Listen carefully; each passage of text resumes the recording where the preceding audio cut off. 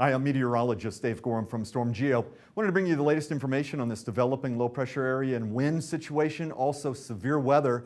Two low pressure areas I mentioned yesterday. The first one's already off the mid-Atlantic coast.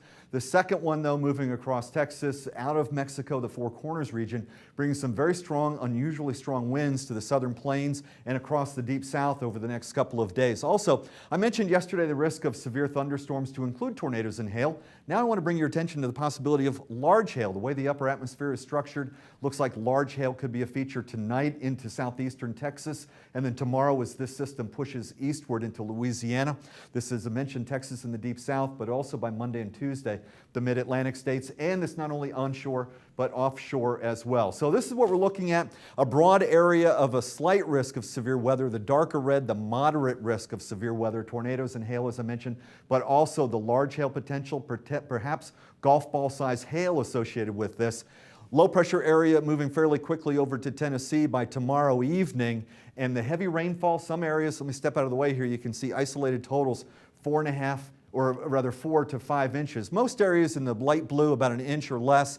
This flooding shouldn't be widespread, but with heavy rainfall like that, flooding could be a potential, especially localized. Again, the lighter blue area is about an inch or two. The broader area in the lighter red, a slight risk of severe weather. The darker, and by the way, Florida, not used to severe weather at this time of year, typically fairly dry across the peninsula, but a broad area of a moderate risk of this severe weather. Isolated totals of rainfall up to 4 inches. There's our strongest area of rain right through that area. Notice the counterclockwise flow, those stronger winds coming in behind the low pressure area. This is what it looks like Saturday. The peak gust, the low pressure across the Oklahoma and Texas panhandle moving east.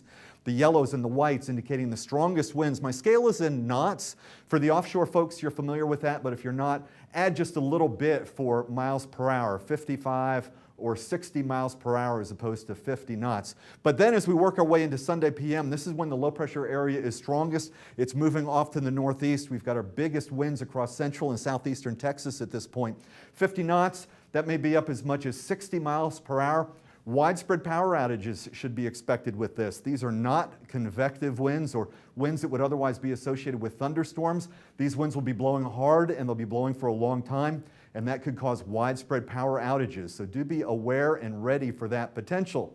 For our offshore users, this is our new weather portal for you. I want to bring your attention to a few of the features. If you get lost, you can always hit the home button and take you back, but you can add all kinds of customization to everything you're looking at. Everything from, you can select the lease blocks, you can look at surface weather observations, you can check significant wave heights, even surface pressures and winds, and you can animate everything. Our animation controls down at the bottom, but here's our low pressure area in the frontal system right through this area.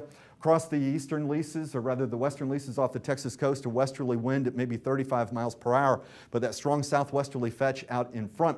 Taking a closer look at where the significant wave heights are, we're looking at 17 to 20 feet just south of Louisiana through the western and central lease blocks, but 24 hours later with the strongest winds, that area has migrated and become a little bit more expansive out across the central lease blocks. So do be aware, 17 to 20 foot seas with these very strong winds Saturday and Sunday. Not a good day for boating if you're off this weekend.